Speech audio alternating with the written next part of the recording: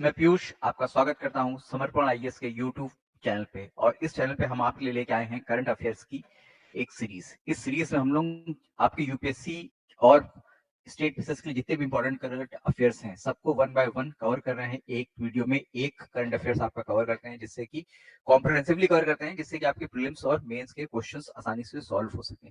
तो हर वीडियो में एक नया टॉपिक लेके आ रहे हैं, उसको थ्रेड पे डिस्कस कर रहे हैं और इस तरह से ये सीरीज को हम कंटिन्यू कर रहे हैं आपके प्रीलिम्स 2025 के लिए। तो चलिए आगे बढ़ते हैं इस वीडियो में। और इस वीडियो में जो टॉपिक हम लोग आज पढ़ेंगे वो है केन बेतवा लिंक प्रोजेक्ट। आपने रिसेंटली न्यूज़पेपर में पढ़ा ही होगा कि प्राइम मिनिस्टर नरेंद्र मोदी ने केन बेतवा लिंक प्रोजेक्ट को लॉन्च किया है। ये हिंदू की कटिंग है, तो आइए इसी को देखते हैं कि मतलब ये जो प्रोजेक्ट है वो क्या है। केन बेतवा प्रोजेक्ट कैसे ये एक दिन आज लॉन्च नहीं हुआ, ये बहुत पुराना प्रोजेक्ट है, 1980 से चल रहा है। तो कैसे ये कंसेप्चुअलाइज हुआ, और इस प्रोजेक्ट चूंकि बहुत बड़ा डैम प्रोजेक्ट है, लिंकिंग केन और बेतवा दो रिवर्स है उनको लिंक कर रहा है आपस में। तो ये बहुत बड़ा प्रोजेक्ट है जिसकी वजह से कई इन्वायरमेंटल इम्पैक्ट्स भी हैं इस प्रोजेक्ट के, जो कि इन्वायरमेंटलिस्ट और दूसरे कंजर्वेशनिस्ट इसको दिखा रहे हैं, उसके बेसिस पे वो अपोज कर रहे हैं केन बेतवा लिंक प्रोजेक्ट को। तो चलिए आगे बढ़ते हैं। दिसंबर 25 को जो अभी गया है कुछ दिन पहले, प्राइम मिनिस्टर नरेंद्र मोदी ने खजुराहो, आपकी जो एमपी में खजुराहो जगह है, वहां पे केन बेतवा लिंक प्रोजेक्ट का फाउंडिंग स्टोन को उन्होंने ले किया, मतलब उस फाउंडिंग स्टोन रखा। अब प्रोजेक्ट यहां से बनना शुरू होएगा। तो यही केन बेतवा लिंक प्रोजेक्ट क्या है इसके बारे में जानते हैं। थोड़ा सा मैप वगैरह देखना पड़ेगा। ये प्रोजेक्ट का आपका एक ओवरलुक है कि मतलब क्या क्या चीजें इसमें है। 4.4 million people across 12 district of MP और 2.1 million people in 10 district of UP and in UP will get drinking water। 1 million hectare का फार्मलैंड एरिया जो कि 2000 विलेज कवर करेगा, उनको इरिगेशन प्रोवाइड करेगा। और इसकी 44,000 44,605 की ओवरऑल कॉस्ट है इसकी। तो जो केन बेतवा लिंक प्रोजेक्ट है वो इन्वाइसेज करता है कि जो केन रिवर है, केन रिवर और बेतवा रिवर जो है आपकी, ये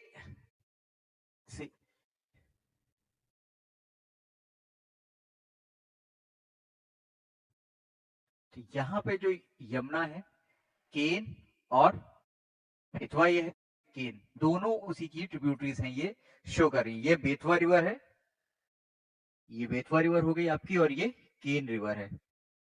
तो केन रिवर को बोला जाता है कि ये एक्सेस पानी कैरी करती है बेतवा रिवर के कंपैरिजन में, मतलब अपनी कैपेसिटी से ज्यादा पानी कैरी कर रही है। तो केन रिवर से एक कनाल बनाई जाएगी, जैसे ये प्रपोज्ड कनाल है ये, और जो एक्सेस पानी है केन रिवर का वो बेतवा रिवर में ट्रांसफर किया जाएगा। अब ये कनाल जब बनाई जाएगी तो यहाँ पे एक डैम बनाया जाएगा। डैम बनने के बाद फिर यहाँ पे आपकी एक कैनाल निकाली जाएगी जो कि बेतवा रिवर तक पानी को ट्रांसफर करेगी। और ये जो कैनाल है ये आपकी 221 किलोमीटर की लेंथ होगी। इसमें 2 किलोमीटर की एक टनल भी होगी। जो ये लेंथ है इसकी 221 किलोमीटर की होगी, इंक्लूडिंग एक 2 किलोमीटर की टनल भी इसमें बनाई जाएगी। और ये अराउंड 10.62 लाख हेक्टेयर्स, वही आपका 11 मिलियन हेक्टेयर्स के अराउंड ये इरिगेशन प्रोवाइड करेगा।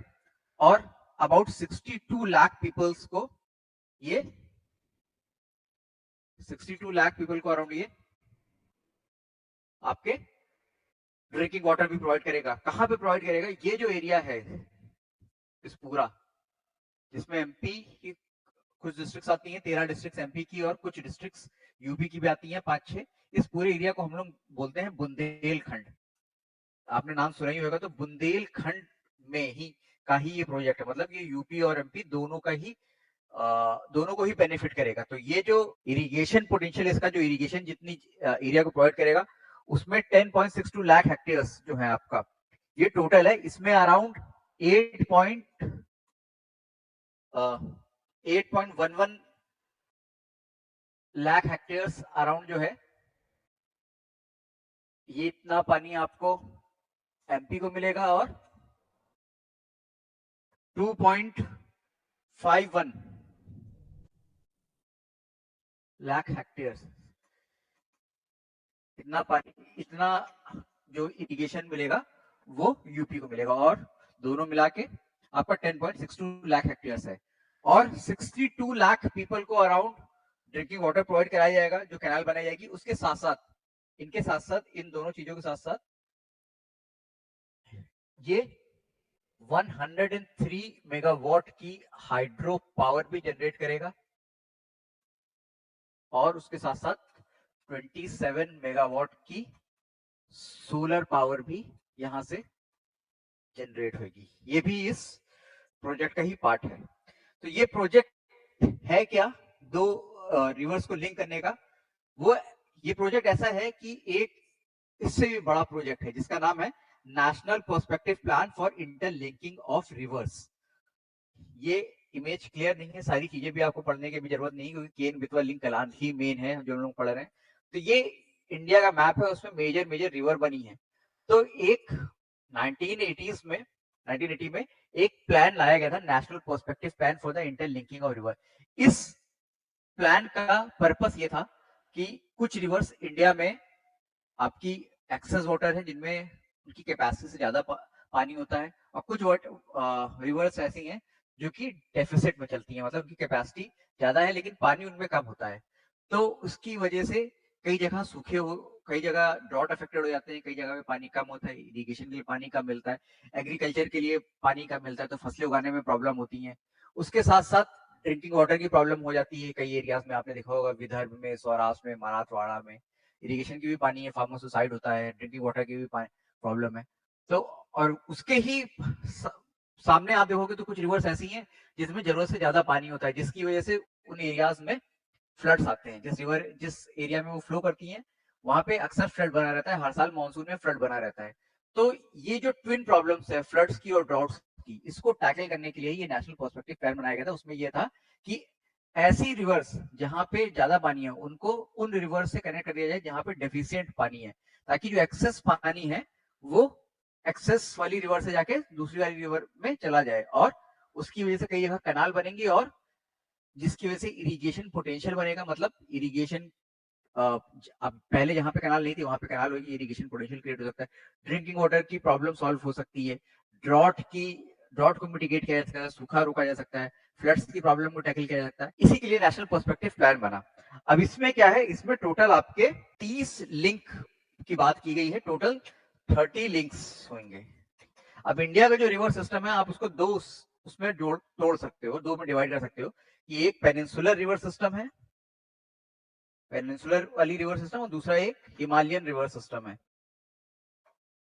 तो peninsular river system, Ken Betwa भी पेनिनसुलर ही रिवर्स है, वो आके भले यमुना से मिलती हो, यमुना हिमालयन रिवर है, लेकिन केन बेतवा दोनों पेनिनसुलर रिवर्स है, क्योंकि वो पेनिनसुला में ही ओरिजिनेट होती है। जो इंडिया के तीन बड़े डिवीजन है, physiographic division, peninsular India, northern plains और ग्रेट हिमालयन माउंटेन्स। तो उसमें जो हिमालयन से ओरिजिनेट होती हैं वो हिमालयन रिवर्स होती हैं, और जो पेनिनसुलर में ओरिजिनेट होती हैं, जो पेनिनसुलर इंडिया में, उनको पेनिनसुलर रिवर्स बोलते हैं। तो इन पेनिनसुलर रिवर्स में भी कुछ एक्सेस होती हैं, कुछ डेफिशिएंट होती हैं। तो टोटल आपके 16 लिंक बनाने की बात की गई थी यहाँ पे पेनिनसुलर रिवर्स में, इसी प्लान के अंडर में, और 14 लिंक्स बनाने की बात की गई थी हिमालयन रिवर्स में। तो अभी तक 1980 से लेकर आज तक 2024 हो गया है, आज तक कोई भी लिंक बनाया नहीं गया है, कोई भी जो लिंक प्रोजेक्ट होता है दो रिवर को लिंक करने वाला, वो बनाया नहीं गया है। तो ये पहला प्रोजेक्ट है जो केन बेतवा लिंक प्रोजेक्ट है, ये इस नेशनल पर्सपेक्टिव प्लान के अंदर सक्सेसिव गवर्नमेंट का एम रहा है कि इस प्लान को पूरा किया जाए। लेकिन ये प्लान कोई छोटा मोटा नहीं है, इसके साथ बहुत बड़ी बड़ी प्रॉब्लम्स जुड़ी हुई हैं। तो इन्वायरमेंट की प्रॉब्लम है, सोशल इम्पैक्ट की प्रॉब्लम है, लोगों को डिस्प्लेसमेंट होएगा, तो ये क्लाइमेट चेंज की प्रॉब्लम है। तो ये सब चीजों को मतलब अभी तक गवर्नमेंट ने किया नहीं। तो इसी इस नेशनल प्लान के अंडर में केन बेतवा लिंक प्रोजेक्ट, जो 30 लिंक में बताई, उसमें ये पहला लिंक है जिसका फाउंडेशन स्टोन ले किया गया है, कि पहला ही ऐसा प्रोजेक्ट है जो इस पूरे प्लान के अंदर पहला प्रोजेक्ट है, जो कि 44 साल के बाद इसको शुरू किया जाएगा। अभी ये दो फेज, ये प्रोजेक्ट जो है केन बेतवा लिंक प्रोजेक्ट, बाकी सारे जितने भी लिंक हैं वो सारे प्रपोज्ड है, अभी कोई भी नहीं कहेगा ये फर्स्ट है ऐसा। इसको दो फेज में कंप्लीट करने की बात की गई है। पहला फेज में होएगा कि दौधाम डैम कॉम्प्लेक्स बनेगा, जो कि आपके केन रिवर पे ही होगा, यहाँ पे ही पानी रोका जाएगा और इरिगेशन वगैरह के लिए निकाला जाएगा। और इसके सब्सिडरी यूनिट होंगे, जैसे लो लेवल टनल बनेगी, हाई लेवल टनल बनेगी, केन बेतवा लिंक कैनाल जो कि दोनों को कनेक्ट करेगी, और पावर हाउसेस जहां पे बिजली प्रोड्यूस होगी। उसके अलावा फेज 2 भी है इसका, लोअर और डैम और एक रिवर है जो कि केन की ट्रिब्यूटरी है, तो उसके ऊपर भी एक डैम बनेगा, ये बड़ा प्रोजेक्ट है। बीना कॉम्प्लेक्स प्रोजेक्ट, ये एक इरिगेशन और हाइड्रो इलेक्ट्रिसिटी का प्रोजेक्ट है जो कि सागर डिस्ट्रिक्ट में बनेगा, वो भी इसी का ही पार्ट है। और कोटा बैराज, ये आपके बेतवा रिवर पे बनेगा। तो ये जितना भी है आपका, जितने भी बेतवा रिवर पे बनेगा, ये जो जितने भी हैं आपके प्रोजेक्ट फेज 1 फेज 2 के अंदर आएंगे। तो अभी जो है ये विदिशा में बनेगा, विदिशा डिस्ट्रिक्ट है एमपी में। तो इस फेज 1 में ये धाम डैम की जो फाउंडेशन स्टोन है, वो अभी 25 दिसंबर को अटल बिहारी वाजपेयी जो फॉर्मर प्राइम मिनिस्टर थे, उनकी बर्थ एनिवर्सरी पे इसको ले डाउन किया गया, फाउंडेशन स्टोन रखा गया है कि ये प्रोजेक्ट आज से शुरू होता है। तो इसके अंदर 2 फेज में बनेगा, पहला फेज 1 होगा, फिर फेज 2 होगा। तो ये एक्चुअल में जो फेज 2 था, इसके सारे प्रोजेक्ट आपके एमपी गवर्नमेंट के थे। एमपी गवर्नमेंट ने क्या किया, इसको सब्स्यूम करवा लिया सेंट्रल गवर्नमेंट से बोल के केन बेतवा लिंक प्रोजेक्ट के अंदर, क्योंकि ये सब केन और बेतवा रिवर की ट्रिब्यूटरीज पे ही बनने वाले थे, तो इनको सब्स्यूम करा लिया गया ताकि फाइनेंसिंग वगैरह इजी हो सके। यूनियन कैबिनेट ने 44,605 करोड़ रुपए अलॉट किए हैं। जल शक्ति मिनिस्ट्री जो इसको इम्प्लीमेंटिंग मिनिस्ट्री है, वो उसका कहना है कि ये लगभग 8 साल में ये पूरा प्रोजेक्ट कंप्लीट किया जाएगा। अभी इसका केवल फेज 1 का एक ही पार्ट का फाउंडेशन स्टोन लेके आएगा, अभी इसमें बहुत काम करना बाकी है। तो ये प्रोजेक्ट कंसेप्चुलाइज कहां से हुआ, कहां से ये प्रोजेक्ट शुरू हुआ? मैंने आपसे बोला कि 1980s में नेशनल पर्सपेक्टिव प्लान बन गया था, उसके अंडर में अलग अलग रिवर्स को जोड़ना था। 16 लिंक्स बनाए गए थे पेनिनसुलर इंडिया के लिए, उसमें केन बेतवा का लिंक भी था।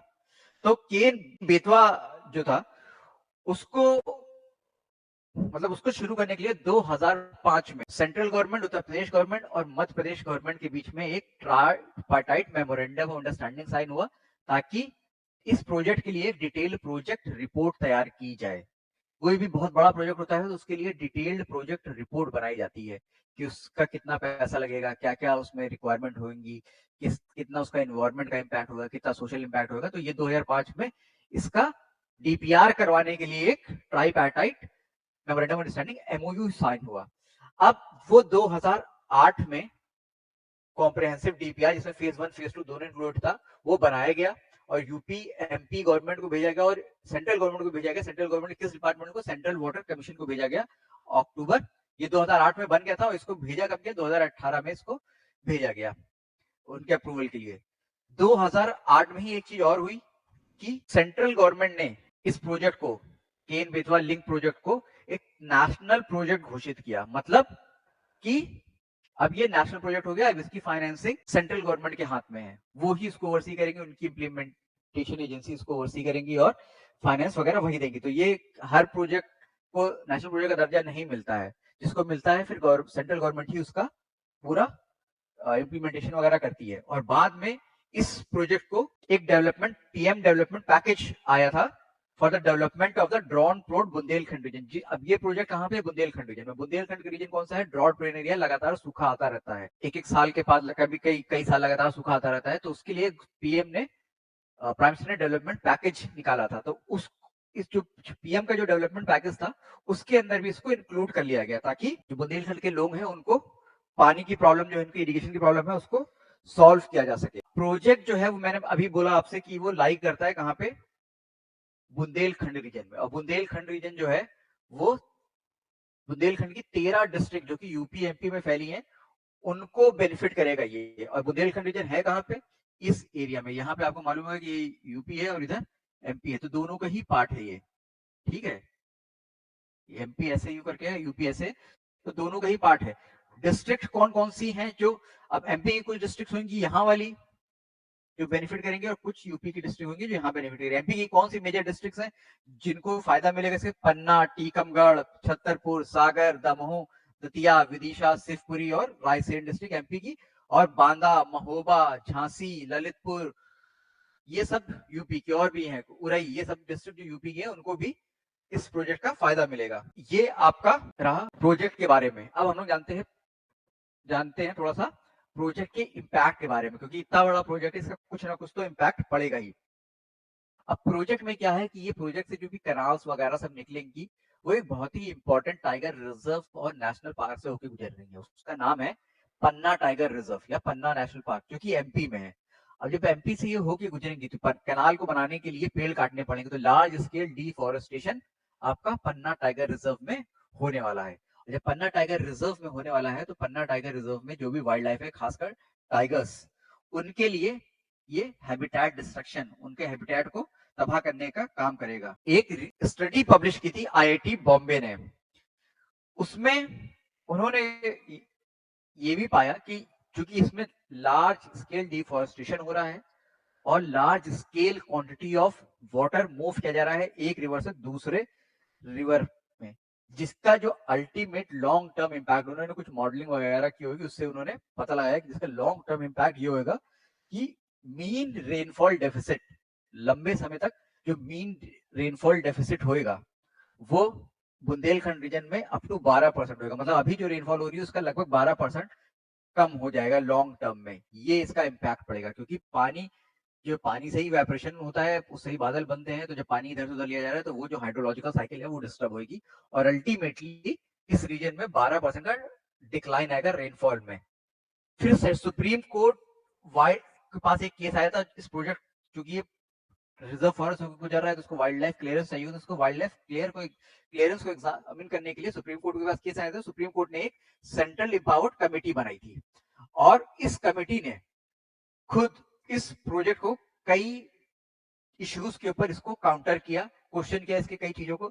सबसे पहले तो उन्होंने इकोनॉमिक वायबिलिटी ऑफ प्रोजेक्ट को ही क्वेश्चन किया कि इकोनॉमिक वायबल नहीं है अगर ये प्रोजेक्ट बन रहा है इरिगेशन प्रोवाइड कराने के लिए, तो इरिगेशन के लिए दूसरे तरीके भी हो सकते हैं। आप कहीं दूसरी छोटी मोटी कैनाल बना लो, ट्यूबवेल इरिगेशन कर लो और या स्प्रिंकलर इरिगेशन कर लो, जो आपके माइक्रो इरिगेशन होता है। तो उनको ये कहना था कि पहले जितने भी दूसरे इरिगेशन ऑप्शंस हैं, टैंक बना लो, उन सबको एग्जॉस्ट कर लो, अगर उसके बावजूद भी इरिगेशन की प्रॉब्लम सॉल्व नहीं होती बुंदेलखंड में, तब इतना बड़ा प्रोजेक्ट को लाना चाहिए, क्योंकि इतने बड़े प्रोजेक्ट में पैसा बहुत लगेगा। पहले आप उन प्रोजेक्ट को इम्प्लीमेंट करने की कोशिश करो जिसमें पैसा कम हो और प्रॉब्लम जो बुंदेलखंड की ड्रॉट की प्रॉब्लम है वो सॉल्व की जा सकी।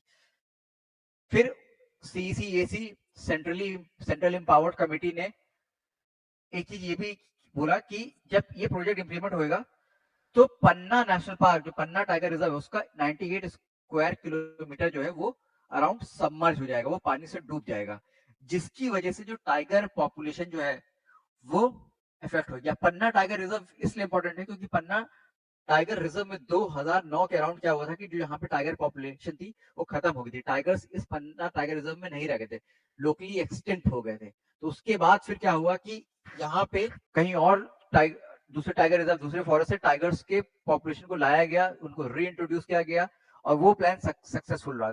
जो टाइगर का रीइंट्रोडक्शन का प्लान था वो सक्सेसफुल रहा था, जिसने यहाँ पे जो लोकल टाइगर पॉपुलेशन थी उसको फिर से, जो खत्म हो गई थी, एक्सटिंक्ट हो गई थी, उसको फिर से बढ़ाने में मदद किया, क्योंकि ये जो सक्सेसफुल जो टाइगर रीइंट्रोडक्शन प्लान था वो सक्सेसफुल हुआ और फिर पन्ना में टाइगर आ गए। एक टाइम पे 2009 में पन्ना में टाइगर खत्म हो गए थे, फिर रीइंट्रोडक्शन हुआ, फिर वो बढ़ गए। तो सीईसीए ने पॉइंट आउट किया कि अगर आप फिर से इतना बड़ा प्रोजेक्ट बनाओगे तो ये जो टाइगर की पॉपुलेशन जो एक बार ऑलरेडी यहाँ पे लोकली एक्सटेंट हो चुकी है उस पर फिर प्रभाव पड़ेगा, उसका हैबिटेट डिस्ट्रक्ट होगा, हैबिटेट में उसकी प्रॉब्लम होगी, उसकी माइग्रेटरी रूट्स में प्रॉब्लम होगी क्योंकि बीच में कैनाल बन जाएगी। तो जब इस तरह की चीजें होंगी तो वो जो टाइगर एक बार फिर से यहाँ पे दिखने लगे थे खत्म होने के बाद, वो फिर से उनके ऊपर प्रॉब्लम हो सकती है और फिर से वो टाइगर की पॉपुलेशन एक्सटिंक्ट हो सकती है। तो ये प्रॉब्लम आएगी। फिर ये उन्होंने बोला कि इस प्रोजेक्ट को इम्प्लीमेंट करने के लिए अराउंड 2 to 3 मिलियन ट्रीज गिराए जाएंगे। ये बहुत बड़ा अमाउंट है, जिसकी वजह से आपका क्या होगा, लोकल लेवल पे माइक्रो क्लाइमेट की प्रॉब्लम होगी। इतने ज्यादा ट्रीज काटेंगे तो यहाँ जो ट्रीज कार्बन डाइऑक्साइड स्टोर करके रखती हैं वो भी एमिट होएगा, उसके साथ साथ ट्रीज कार्बन डाइऑक्साइड को एब्जॉर्ब करने में हेल्प करती हैं, क्लाइमेट चेंज मिटिगेट करने में हेल्प करती हैं। वो भी नहीं, जब तक ट्रीज चले जाएंगे इस एरिया से तो वो कार्बन कोई एब्जॉर्ब नहीं करेंगे। तो क्लाइमेट चेंज के लिए इतना लार्ज स्केल डिफॉरेस्टेशन करना इंडिया में प्रॉब्लम है कि ये क्लाइमेट चेंज को अल्टीमेटली कंट्रीब्यूट करेगा। फिर पन्ना टाइगर रिजर्व के डाउन स्ट्रीम, मतलब जब रिवर उससे जाती, मतलब उससे होके गुजरती है केन रिवर, तो वहां पे एक घड़ियाल सैंक्चुरी भी है।